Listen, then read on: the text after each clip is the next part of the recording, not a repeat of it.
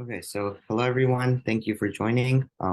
So our project is on reducing bias in emotion recognition, and we're using image manipulation techniques, and we'll be talking about that as we go on.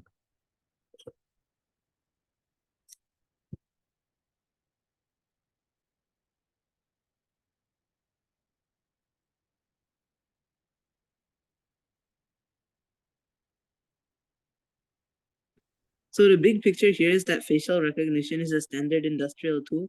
Next. However, model bias, specifically that related to race, risks the validity of results from facial recognition technology. And current state-of-the-art models show discrepancies caused by racial imbalances in the datasets used to train them. Our research is that with image manipulation and diverse data, it could lead to better emotion recognition accuracy per race. Next slide. So what is the relevance of this bias here? Computer vision programs, such as facial recognition, are used in crucial fields like medicine, government security, airports, etc. And the bias that could be in these facial recognition programs could be the catalyst for unethical decision making that risks lives. Next slide.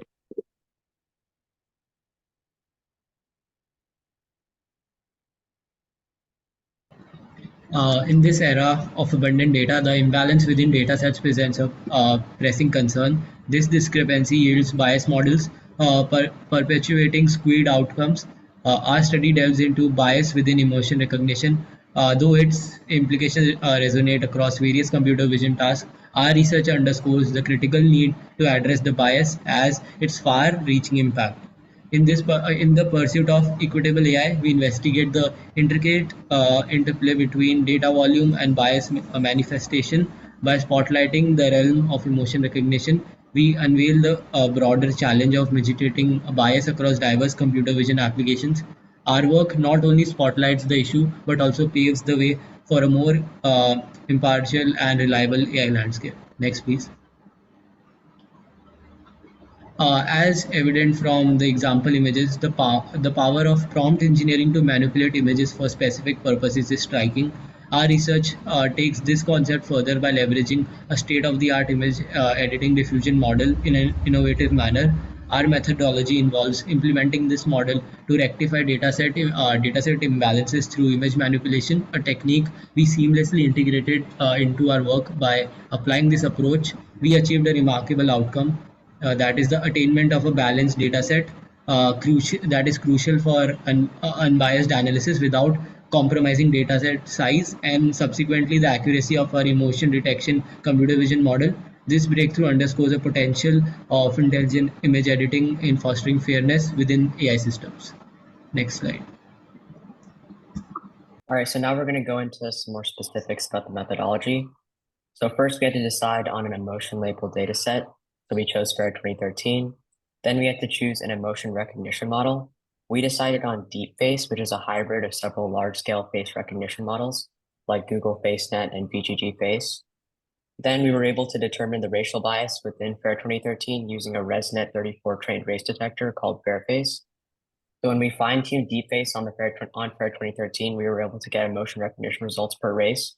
We were able to see that DeepFace performs better for certain races compared to others. And we were also able to see that FAIR 2013 is pretty biased. So we think the bias within the data set is what's causing DeepFace to have biased emotion recognition results. So then we went ahead and balanced the data in FAIR 2013 using Instruct Pix to Pix, which is a user-instructed stable diffusion model. Then we were able to get new emotion recognition results. And our goal is that DeepFace should predict around the same accuracy for each race. So a little bit more in depth about our data set. We chose FAIR 2013. It's a grayscale data set with around 30,000 images, and each of the images is 48 by 48 pixels. We ran into some issues with the 48 by 48 pixels with Instruct Pix to Pix prompting, but that'll be covered a little bit more later. So FAIR 2013, it classifies into 7 categories: angry, disgust, fear, happy, sad, surprised, and neutral. These are the widely accepted categories. Some other popular data sets like AffectNet also include contempt, but these are the widely accepted categories.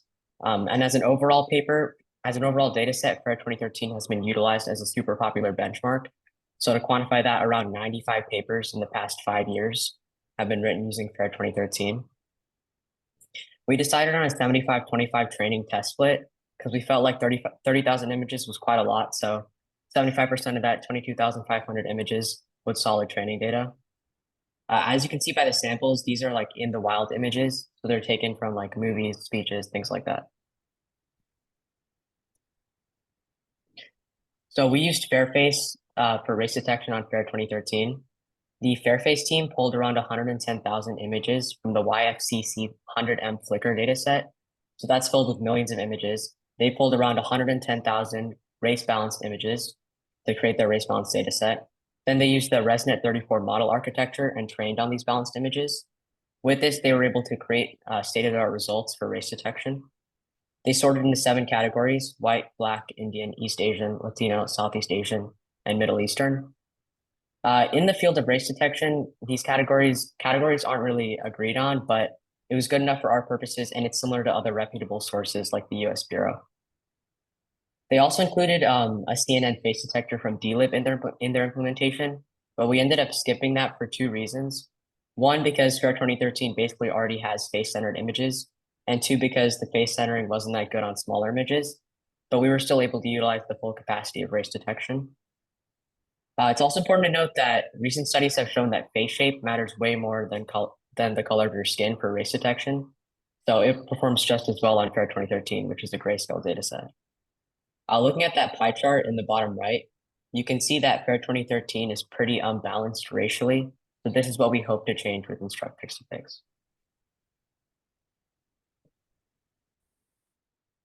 The model that we used for emotion detection and classification was called DeepFace.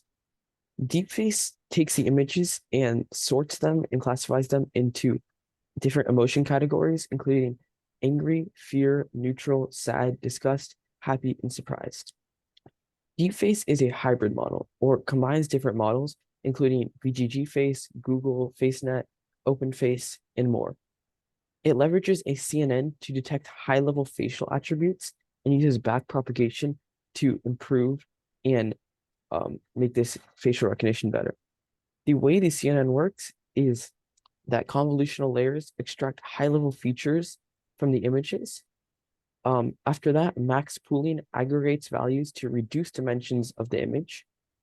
The images are then fed into a CNN that is activated with a softmax and ReLU function.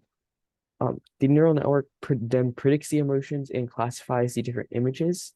And after that, backpropagation optimizes the loss function, and the optimizer, the Atom optimizer, is also used to optimize and improve this neural network. Next slide. The model that we used for the actual balancing of the dataset is an image changing model called Instruct Pix2Pix. Instruct Pix2Pix is a stable diffusion model that is based on prompting, and prompting by the user.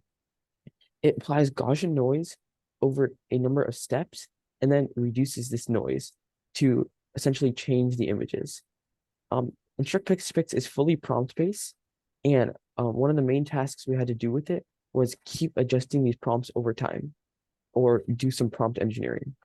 We found that the simplest prompts were better. For example, instead of saying change the race of an image to black, we decided that it was better just to use the phrase black race, and that would change the image the best. Some things that made the prompts worse were saying keep the emotion the same or keep the face the same, as is often confused the model and caused it to make worse images.